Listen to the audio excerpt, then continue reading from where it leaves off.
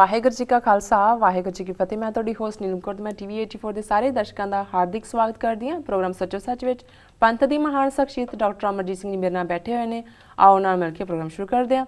Doctor साहब welcome to our show. Thank you. हाँ doctor साहब, अज 2 अक्तूबर 2013 17 असू नानकशाही संमत 545 का दिन है। तो हुण असीं अपने प्रोग्राम की शुरुआत साडे दर्शकों वालों आईयां emails, phone messages, text messages, Facebook messages और ट्विटर मैसेज नाल करदे हां। साडी पहली ईमेल आई है आस्ट्रेलिया तो वीर किक्कर सिंह जी दी। ये लिखते हैं, प्यारे डॉक्टर अमरजीत सिंह जी गुरफतेह।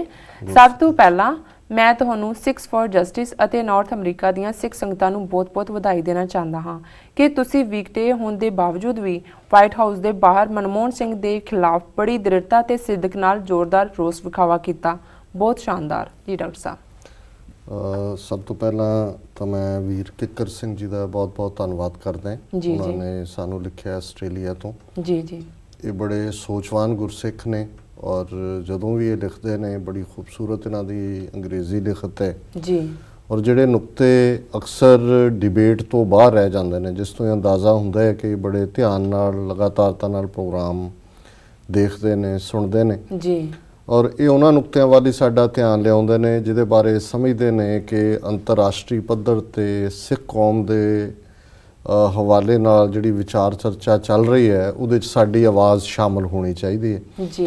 ਸੋ ਉਹਨਾਂ ਨੇ ਜਿਸ ਤਰੀਕੇ ਨਾਲ ਪ੍ਰੋਟੈਸਟ ਦੀ ਇੰਪੋਰਟੈਂਸ ਨੂੰ ਸਮਝਿਆ ਜੀ, ਔਰ ਜਿਹੜੀਆਂ ਇਸ ਦੇ ਵਿੱਚ ਮੁੱਖ ਧਿਰਾਂ ਨੇ ਖਾਸ ਤੌਰ ਤੇ ਸਿੱਖਸ ਫॉर ਜਸਟਿਸ ਔਰ ਸਿੱਖ ਸੰਗਤਾਂ, ਅਸੀਂ ਤਾਂ ਇੱਕ ਪੰਥਕ ਪਹਿਰੇਦਾਰ ਦੇ ਨਾਤੇ ਜਿਸ ਗੱਲ ਦੀ ਇੰਪੋਰਟੈਂਸ ਨੂੰ ਸਮਝਿਆ, ਮਨਮੋਹਨ ਸਿੰਘ ਦੀ ਆਮਦ ਬਾਰੇ ਪਤਾ ਲੱਗਾ। ਅਸੀਂ 1991 ਤੋਂ ਲੈ ਕੇ ਜਦੋਂ ਕਿ ਨਰਸਿਮਹਾ ਰਾਓ ਪ੍ਰਧਾਨ ਮੰਤਰੀ ਬਣਿਆ ਲਗਾਤਾਰਤਾ ਨਾਲ ਵਿਖਾਵੇ ਕਰਦੇ ਰਹੇ ਪ੍ਰਧਾਨ ਮੰਤਰੀਆਂ ਦੇ ਖਿਲਾਫ, ਕਿਉਂਕਿ ਸਤੰਬਰ ਮਹੀਨੇ 'ਚ ਜਾਂ ਪ੍ਰਾਈਮ ਮਿਨਿਸਟਰ ਨੇ ਜਾਂ ਫੋਰਨ ਮਿਨਿਸਟਰ ਨੇ ਆਉਣਾ ਹੁੰਦਾ ਹੈ, ਯੂਨਾਈਟਿਡ ਨੇਸ਼ਨਸ ਜਨਰਲ ਅਸੈਂਬਲੀ ਦਾ ਸੈਸ਼ਨ ਹੁੰਦਾ ਜੀ। ਕਈ ਵਾਰ ਉਹ ਇੱਥੋਂ ਹੀ ਮੁੜ ਜਾਂਦੇ ਨੇ ਨਿਊਯਾਰਕ ਤੋਂ। ਸੋ ਉਹ ਪ੍ਰੋਟੈਸਟ ਨਿਊਯਾਰਕ 'ਚ ਹੁੰਦੇ ਸਨ ਜਿਵੇਂ 91-92 ਪੀਰੀਅਡ 'ਚ ਨਿਊਯਾਰਕ 'ਚ ਹੋਏ।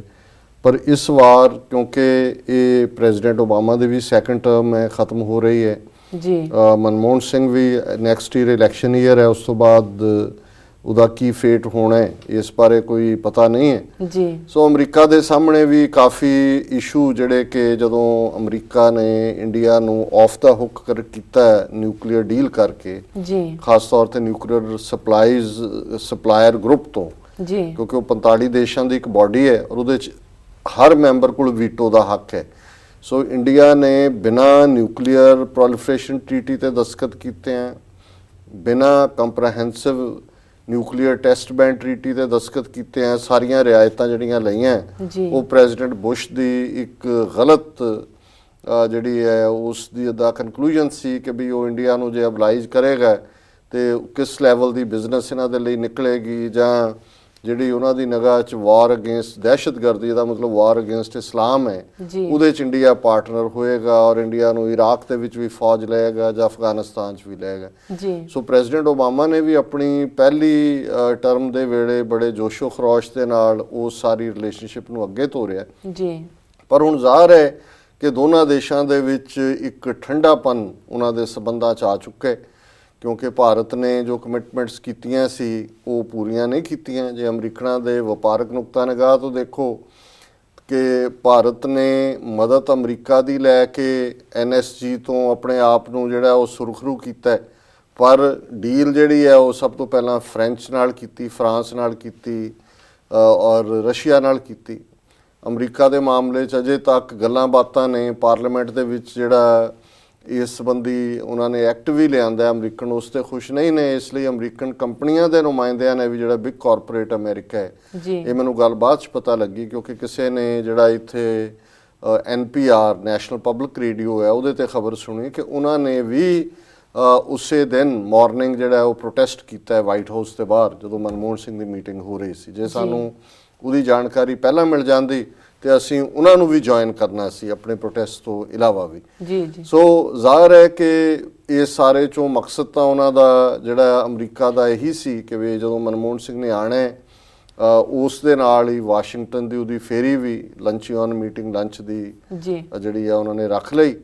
ਔਰ ਮੈਂ ਸਮਝਦਾ ਵੀ ਇਹ ਸਿੱਖ ਸੰਗਤਾਂ ਨੂੰ ਕ੍ਰੈਡਿਟ ਜਾਂਦਾ ਹੈ। ਸਿੱਖਸ ਫॉर ਜਸਟਿਸ ਨੇ ਜ਼ਾਹਰਾ ਤੌਰ ਤੇ ਮਾਰਕਾ ਖੇਜ਼ ਕੰਮ ਕੀਤਾ। ਵਾਸ਼ਿੰਗਟਨ ਦੀ ਅਦਾਲਤ 'ਚ ਜਦੋਂ ਹੀ ਡੇਟਸ ਫਾਈਨਲ ਹੋਈਆਂ ਉਹਨਾਂ ਦੀ ਵਿਜ਼ਿਟ ਦੀਆਂ, ਉਹਨਾਂ ਨੇ ਚੰਗੀ ਵਕੀਲਾਂ ਦੀ ਇੱਕ ਟੀਮ ਜਿਹੜੀ ਆ ਹਾਇਰ ਕਰਕੇ 27-28 ਸਫ਼ੇ ਦੀ ਜਿਹੜੀ ਚਾਰਜ ਸ਼ੀਟ ਹੈ ਜੀ ਉਹ ਲਾ ਦਿੱਤੀ। ਅਦਾਲਤ ਨੇ ਜਿਹੜਾ ਉਸ ਦੇ ਖਿਲਾਫ ਸਮਨ ਜਾਰੀ ਕਰ ਦਿੱਤੇ। ਜੀ ਸੋ ਜ਼ਾਹਰ ਹੈ ਕਿਉਂਕਿ ਜਿੰਨਾ ਹਾਈਪ ਕ੍ਰੀਏਟ ਹੁੰਦਾ ਹੈ ਵੀਆਈਪੀਜ਼ ਦੇ ਆਉਣ ਨਾਲ, ਹਾਈ ਸਿਕਿਉਰਿਟੀ ਵੀ ਹੁੰਦੀ ਹੈ ਜੀ। ਸੋ ਉੱਥੇ ਤਾਂ ਇਹ ਸਮਨ ਸਰਵ ਨਹੀਂ ਸੀ ਹੋ ਸਕਣੇ। ਅੱਜ ਜ਼ਰੂਰ ਖਬਰਾਂ ਨੇ, ਪੀਟੀਆਈ ਹਿੰਦੁਸਤਾਨ ਦੀ ਨਿਊਜ਼ ਏਜੰਸੀ ਦੀ ਵੀ ਖਬਰ ਹੈ ਕਿ 6 ਫॉर ਜਸਟਿਸ ਨੇ ਕਿਹਾ ਹੈ ਕਿ ਵੀ ਅਸੀਂ ਇਹ ਸਮਨ ਨਵੀਂ ਦਿੱਲੀ 'ਚ ਸਰਵ ਕਰਾਵਾਂਗੇ। ਸੋ ਸਮਨਸ ਦਾ ਜਾਰੀ ਹੋਣਾ ਔਰ ਉਹਦੇ ਨਾਲ ਰਿਲੇਟਡ ਪ੍ਰੋਟੈਸਟ, ਇਹ ਸੋਨੇ ਤੇ ਸੁਹਾਗਾ ਵਾਲੀ ਗੱਲ ਸੀ। ਔਰ ਇਸ ਦੀ ਫਿਰ ਵਾਈਡ ਕਵਰੇਜ ਵੀ ਹੋਈ ਜਿਹਦਾ ਅਸੀਂ ਜ਼ਿਕਰ ਕਰਾਂਗੇ ਕਿਉਂਕਿ ਕੁਝ ਈਮੇਲਸ ਇਹਦੇ ਨਾਲ ਸੰਬੰਧਿਤ ਹੀ ਨੇ। ਸੋ ਵੀਰ ਕਿੱਕਰ ਸਿੰਘ ਜੀ ਦਾ ਬਹੁਤ ਬਹੁਤ ਧੰਨਵਾਦ ਕਿ ਉਹਨਾਂ ਨੇ ਸਾਡੇ ਇਹ ਸਾਰੇ ਹੀ ਐਫਰਟ ਨੂੰ, ਜਿਹੜਾ ਸੰਗਤਾਂ ਦਾ ਐਫਰਟ ਹੈ ਉਸ ਦੀ ਸ਼ਲਾਘਾ ਕੀਤੀ ਜੀ। ਅੱਗੇ ਵੀਰ ਜੀ ਲਿਖਦੇ ਹਨ, ਮੈਂ ਤੁਹਾਡਾ ਧਿਆਨ ਕੁਝ ਉਹਨਾਂ ਸਿੱਖ ਸਕਾਲਰਾਂ ਵੱਲ ਦਿਵਾਉਣਾ ਚਾਹੁੰਦਾ ਹਾਂ ਜਿਹੜੇ ਕਿ ਲਗਾਤਾਰਤਾ ਨਾਲ ਉਸ ਸਿਆਸੀ ਪਾਰਟੀ ਦੀ ਆਲੋਚਨਾ ਕਰਦੇ ਰਹਿੰਦੇ ਹਨ ਜਿਹੜੀ ਪਾਰਟੀ ਸਿੱਖ ਪ੍ਰਭੂ ਸੱਤਾ ਅਤੇ ਸਿੱਖੀ ਆਨ ਸ਼ਾਨ ਲਈ ਜੂਝ ਰਹੀ ਹੈ। ਇਸ ਰੁਝਾਨ ਨੂੰ ਠੱਲ ਪਾਈ ਜਾਣੀ ਚਾਹੀਦੀ ਹੈ ਕਿਉਂਕਿ ਇਸ ਨਾਲ ਸਿੱਖ ਕੌਮ ਵਿੱਚ ਪਾੜਾ ਪੈਂਦਾ ਹੈ ਅਤੇ ਭੰਬਲਪੂਸਾ ਪੈਦਾ ਹੁੰਦਾ ਹੈ। ਕਿਰਪਾ ਕਰਕੇ ਇਹਨਾਂ ਸਕਾਲਰਾਂ ਨੂੰ ਬੇਨਤੀ ਕਰੋ ਕਿ ਉਹ ਜਦੋਂ ਮੀਡੀਆ ਨਾਲ ਜਾਂ ਪਬਲਿਕ ਵਿੱਚ ਗੱਲਬਾਤ ਕਰਦੇ ਹਨ ਤਾਂ ਇਹੋ ਜਿਹੀਆਂ ਫੁੱਟ ਪਾਉਲ ਗੱਲਾਂ ਨਾ ਕਰਨ। ਜੀ ਡਾਕਟਰ ਸਾਹਿਬ, ਇਸ ਬਾਰੇ ਤੁਹਾਡਾ ਕੀ ਕਹਿਣਾ? ਦੇਖੋ, ਹਾਲਾਂਕਿ ਉਹਨਾਂ ਨੇ ਬੜੇ ਮੈਂ ਸਮਝਦਾ ਵੀ ਬਾਵਕਾਰ ਤਰੀਕੇ ਨਾਲ ਬਿਨਾਂ ਕਿਸੇ ਦਾ ਨਾਂ ਲਏ ਜੀ ਇਹ ਪਾਰਟ ਕਿਹਾ, ਪਰ ਮੈਂ ਸਮਝਦਾ ਵੀ ਜੇ ਈਵਨ ਨਾਂ ਵੀ ਲੈ ਦਿੰਦੇ ਤਾਂ ਮੈਨੂੰ ਆਈਡੀਆ ਹੋਣਾ ਸੀ ਕਿ ਵੀ ਕੌਣ ਇਸ ਕਿਸਮ ਦਾ ਆਊਟ ਆਫ ਦਾ ਵੇ ਜਾ ਕੇ ਕਰਦਾ। ਹਾਲਾਂਕਿ ਅਸੀਂ ਇਹ ਜ਼ਰੂਰ ਕੋਸ਼ਿਸ਼ ਕਰਦੇ ਹਾਂ ਜੀ ਕਿ ਟੀਵੀ 84 ਦੇ ਜਿਹੜਾ ਸਾਡਾ ਸਲੋਟ 9:30 ਤੋਂ 10 ਹੈ ਟੀਵੀ 84 ਨਿਊਜ਼ 'ਚ, ਉਹਦੇ ਲਈ ਜਿਨ੍ਹਾਂ ਨੂੰ ਲਾਈਨ ਅਪ ਟੀਮ ਕਰਦੀ ਹੈ ਇੰਟਰਵਿਊ ਲਈ, ਉਹਨਾਂ ਨੂੰ ਇਹ ਕਿਹਾ ਜਾਂਦਾ ਹੈ ਕਿ ਵੀ ਤੁਸੀਂ ਆਪਣਾ ਪੱਖ ਰੱਖੋ ਔਰ ਇਹ ਯਤਨ ਨਾ ਕਰੋ ਕਿ ਦੂਸਰਿਆਂ ਦੇ ਬਾਰੇ ਕੋਈ ਟਿੱਪਣੀ ਹੋਏ। ਪਰ ਫਿਰ ਵੀ ਹੋ ਸਕਦਾ ਹੈ ਇਹ ਸਾਡੇ ਪ੍ਰੋਗਰਾਮਾਂ ਦੇ ਹਵਾਲੇ ਨਾਲ ਹੀ ਉਹਨਾਂ ਨੇ ਕਿਸੇ ਸਕਾਲਰ ਨੂੰ ਕਿਸੇ ਬਾਰੇ ਨਾ ਪੱਖੀ ਗੱਲ ਕਹਿੰਦਿਆਂ ਦੇਖਿਆ ਹੋਏ ਜਾਂ ਸੁਣਿਆ ਹੋਏ।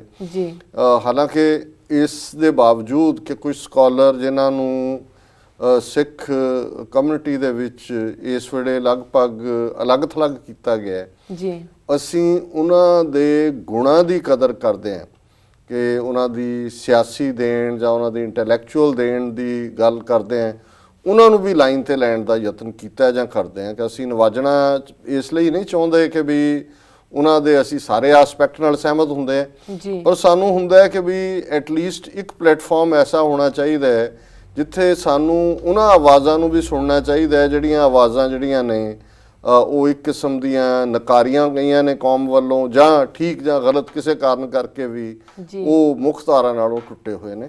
ਸੋ ਅਸੀਂ ਨਿੱਜੀ ਤੌਰ ਤੇ ਬਿਲਕੁਲ ਇਸ ਵਿਚਾਰ ਦੇ ਧਾਰਨੀ ਹੈ। ਹਾਲਾਂਕਿ ਸਾਨੂੰ ਵੀ ਇਸ ਕਿਸਮ ਦੀ ਸਿਚੁਏਸ਼ਨ ਫੇਸ ਕਰਨੀ ਪੈਂਦੀ ਹੈ। ਜਿਵੇਂ ਪਿਛਲੇ ਦਿਨਾਂ 'ਚ ਇੱਕ ਜਿਹੜੀ JD ਪੰਨੂ ਜੀ ਦੀ ਈਮੇਲ ਸੀ ਬੇ ਏਰੀਏ 'ਚੋਂ ਸੰਤ ਸਿੰਘ ਜੀ ਮਸਕੀਨ ਹੋਰਾਂ ਬਾਰੇ, ਉਹਦੇ ਤੇ ਅਸੀਂ ਜੋ ਵੀ ਮਹਿਸੂਸ ਕੀਤਾ ਹੈ ਜਾਂ ਜਿਵੇਂ ਸਾਡਾ ਕਨਕਲੂਜਨ ਸੀ ਅਸੀਂ ਟਿੱਪਣੀ ਕੀਤੀ। ਸੋ ਮੈਨੂੰ ਵੀ 2-3 ਜਿਹੜੇ ਚੰਗੇ ਸਿਆਣੇ ਗੁਰਸਿੱਖ ਸਾਡੇ ਨਾਲ ਹਮਦਰਦੀ ਪਿਆਰ ਕਰਨ ਵਾਲੇ ਨੇ, ਉਹਨਾਂ ਨੇ ਥੋੜੀ ਜਿਹੀ ਜਿਹੜੀ ਹੈ ਉਹ ਕੌਸ਼ਨ ਲਾਈਨ ਦਿੱਤੀ ਕਿ ਉਹਨਾਂ ਦੇ ਬਹੁਤ ਜ਼ਿਆਦਾ ਫਾਲੋਅਰ ਨੇ, ਇਹ ਨਾ ਹੋਏ ਕਿ ਵੀ ਤੁਹਾਡੇ ਪਿੱਛੇ ਪੈ ਜਾਣ। ਤੇ ਮੈਂ ਉਹਨਾਂ ਨੂੰ ਕਿਹਾ ਜੀ ਦੇਖੋ ਗੱਲ ਇਹ ਹੈ ਵੀ ਅਸੀਂ ਔਰ ਸਾਡਾ ਯਤਨ ਇਹ ਹੁੰਦਾ ਹੈ ਵੀ ਕਿਸੇ ਦੇ ਨਿੱਜ ਬਾਰੇ, ਨਿੱਜੀ ਕਿਸੇ ਦੀ ਜ਼ਿੰਦਗੀ, ਨਿੱਜੀ ਲਾਈਫ ਜਾਂ ਕਿਸੇ ਦੀ ਕੋਈ ਕਮਜ਼ੋਰੀ ਜਾਂ ਕਿਸੇ ਦੀ ਬੇਮਤਲਬ ਉਸਤਤ, ਇਸ ਪਾਰਟ ਨੂੰ ਤਾਂ ਅਸੀਂ ਗੁਰੂ ਸਾਹਿਬਾਨ ਦੇ ਆਦੇਸ਼ ਮੁਤਾਬਕ ਉਸਤਤ ਨਿੰਦਾ ਦਊ ਬਿਵਰਜਤ, ਅਸੀਂ ਉਸ ਤੋਂ ਪਾਸੇ ਰਹਿੰਦੇ ਹਾਂ। ਪਰ ਇੱਕ ਪਾਰਟ ਜੇ ਅਸੀਂ ਦੇਖੀਏ ਕਿ ਵੀ ਜਦੋਂ ਤੁਸੀਂ ਕਿਸੇ ਚੀਜ਼ ਨੂੰ ਐਨਾਲਾਈਜ਼ ਕਰਨਾ, ਕਿਸੇ ਗੱਲ ਦੀ ਪੜਚੋਲ ਕਰਨੀ ਹੈ, ਫਿਰ ਜ਼ਾਹਰਾ ਤੌਰ ਤੇ ਤੁਸੀਂ ਇਮਾਨਦਾਰੀ ਦੇ ਨਾਲ ਇੱਕ ਸਿਧਾਂਤਕ ਕ੍ਰਾਈਟੇਰੀਆ ਲਾਓਗੇ। ਸਿਧਾਂਤਕ ਕ੍ਰਾਈਟੇਰੀਏ 'ਚ ਸਾਡੇ ਲਈ ਜਿਹੜਾ ਕੌਮੀ ਸੋਵਰਨਿਟੀ, ਬਾਦਸ਼ਾਹਤ, ਪ੍ਰਭੂ ਸੱਤਾ, ਇਹ ਪਹਿਲਾ ਕ੍ਰਾਈਟੇਰੀਆ ਹੈ। ਧਾਰਮਿਕ ਮੁੱਦਿਆਂ ਦੇ ਉੱਤੇ ਜ਼ਾਹਰ ਹੈ ਵੀ ਅਸੀਂ ਸਿੱਖ ਰਹਿਤ ਮਰਿਆਦਾ ਨੂੰ ਜਿਹੜਾ ਇੱਕ ਆਧਾਰ ਬਣਾ ਕੇ ਧਾਰਮਿਕ ਜਿਹੜੇ ਸਵਾਲ ਹੁੰਦੇ ਨੇ ਉਹਨਾਂ ਦਾ ਜਵਾਬ ਦਿੰਦੇ ਹਾਂ। ਫਿਰ ਤੀਸਰਾ ਪਾਰਟ ਇੱਕ ਬਿਹੇਵੀਅਰਲ ਪੈਟਰਨ ਵੀ ਹੁੰਦਾ ਹੈ ਕਿ ਵੀ ਜਿਹੜਾ ਵੀ ਕੋਈ ਉੱਘਾ ਪ੍ਰਚਾਰਕ ਹੈ ਜਾਂ ਲੀਡਰ ਹੈ ਜਾਂ ਆਗੂ ਹੈ, ਵੀ ਉਸ ਨੂੰ ਜਾਂ ਉਸ ਦੇ ਬਿਹੇਵੀਅਰ ਨੂੰ ਕਮਿਊਨਿਟੀ 'ਚ ਪਰਸੀਵ ਕਿਵੇਂ ਕੀਤਾ ਜਾਂਦਾ। ਹਾਲਾਂਕਿ ਉਸ ਬਾਰੇ ਮੈਂ ਬਹੁਤ ਘੱਟ ਟਿੱਪਣੀ ਕਰਦਾ ਪਰ ਨਿੱਜੀ ਤੌਰ ਤੇ ਇਹ ਗੱਲ ਵੀ ਅਹਿਮੀਅਤ ਵਾਲੀ ਹੁੰਦੀ ਹੈ ਕਿ ਜੇ ਤੁਹਾਡੇ ਤੋਂ ਕੋਈ ਜਾਣਨਾ ਚਾਹੁੰਦਾ ਹੈ ਤੇ ਤੁਸੀਂ ਸਿਰਫ ਇਸ ਕਰਕੇ ਕਿ ਕੋਈ ਤੁਹਾਡੇ ਪਿੱਛੇ ਨਾ ਪੈ ਜਾਏ ਨਹੀਂ ਤੁਸੀਂ ਇਸ ਗੱਲ ਨੂੰ ਨਾ ਕਹੋ। ਤੇ ਇਹ ਵੀ ਮੈਂ ਸਮਝਦਾ ਵੀ ਕਿਤੇ ਨਾ ਕਿਤੇ ਇੱਕ ਡਰ ਦੇ ਲੈਵਲ 'ਚ ਆਉਂਦਾ ਹੈ। ਪਰ ਫਿਰ ਵੀ ਮੈਂ ਸਮਝਦਾ ਵੀ ਜਿਹੜੀ ਉਹਨਾਂ ਦੀ ਸਪਿਰਿਟ ਆਫ ਦਾ ਆਰਗੂਮੈਂਟ ਹੈ ਉਹ ਬੜੀ ਪਾਇਸ ਹੈ, ਪਵਿੱਤਰ ਹੈ ਕਿ ਅਸੀਂ ਕੌਮ ਇੱਕ ਸੋਲੀਡੈਰਿਟੀ, ਇੱਕ ਮੁੱਠਤਾ ਵਾਲਾ ਜਿਹੜਾ ਆਪਣਾ ਪ੍ਰਭਾਵ ਦਈਏ, ਨਾ ਕਿ ਇਵੇਂ ਲੱਗੇ ਕਿ ਅਸੀਂ ਆਪਸ ਦੇ ਵਿੱਚ ਇੱਕ ਦੂਜੇ ਦਾ, ਇੱਕ ਨੇ ਦੂਸਰੇ ਬਾਰੇ ਕਿਹਾ ਜਦੋਂ ਫਿਰ ਦੂਸਰੇ ਨੂੰ ਮੌਕਾ ਮਿਲੇਗਾ ਉਹ ਪਹਿਲੇ ਬਾਰੇ ਕਹੇਗਾ। ਸੋ ਅਸੀਂ ਇਸ ਉਹਨਾਂ ਦੀ ਜਿਹੜੀ ਸੋਚ ਹੈ ਉਸ ਨੂੰ ਬੜੀ ਜਿਹੜੀ ਹੈ ਸਮਝਦੇ ਹਾਂ ਕਿ ਵੀ ਇਹ ਕਰੈਕਟ ਸੋਚ ਹੈ, ਠੀਕ ਸੋਚ ਹੈ। ਔਰ ਸਾਡਾ ਇਹ ਯਤਨ ਹੋਏਗਾ ਇਨ ਫਿਊਚਰ, ਕਿਉਂਕਿ ਮੈਨੂੰ ਇਹ ਬਹੁਤ ਕਲੀਅਰ ਨਹੀਂ ਹੋ ਸਕਿਆ ਵੀ ਕਿਸ ਦੇ ਹਵਾਲੇ ਨਾਲ ਉਹਨਾਂ ਨੇ ਗੱਲ ਕੀਤੀ ਹੈ ਪਰ ਇੱਕ ਦੋ ਈਵਨ ਸਾਡੇ ਗੈਸਟ ਬਾਰੇ ਵੀ ਇਹ ਹੋਰ ਵੀ ਇੱਕ ਦੋ ਸੋਰਸਸ ਤੋਂ ਆਇਆ ਹੈ ਕਿ ਉਹਨਾਂ ਨੇ ਆਊਟ ਆਫ ਦਾ ਵੇ ਜਾ ਕੇ ਇੱਕ ਧਿਰ ਨੂੰ ਨੈਗੇਟ ਕੀਤਾ। ਅਸੀਂ ਇਸ ਦਾ ਜ਼ਰੂਰ ਨੋਟਿਸ ਵੀ ਲਵਾਂਗੇ। ਜੀ ਡਾਕਟਰ ਸਾਹਿਬ ਹੁਣ ਵੇਲਾ ਹੋ ਗਿਆ ਬ੍ਰੇਕ ਦਾ। ਵੀਅਰਸ ਵਿਚਾਰਾਂ ਦਾ ਸਿਲਸਿਲਾ ਇਸ ਤਰ੍ਹਾਂ ਚੱਲਦਾ ਰਹੇਗਾ। ਮਿਲਦੇ ਹਾਂ ਇੱਕ ਛੋਟੇ ਬ੍ਰੇਕ ਤੋਂ ਬਾਅਦ।